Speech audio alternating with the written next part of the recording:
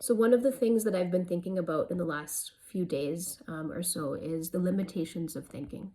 And so I mean, obviously, thinking has value. Thinking is how we generate ideas. Thinking is how we process our experience.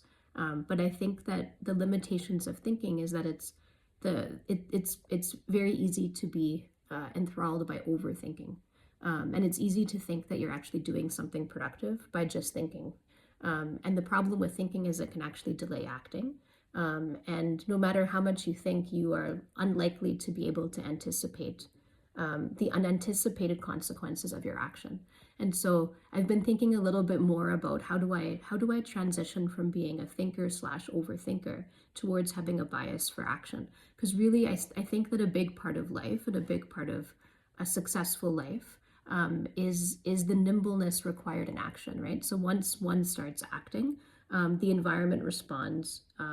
Yeah, there's some sort of situation that one must respond to, and the ability to respond and be nimble is a key part of life. So whether it's responding to the unanticipated elements of a conversation, whether it's actually pitching a project and seeing kind of what the outcome of that is. And so a bias to action can basically set you up for a loop of iteration, whereas thinking can sort of further just isolate you and your thoughts. So anyways, that's what I've been thinking about so far.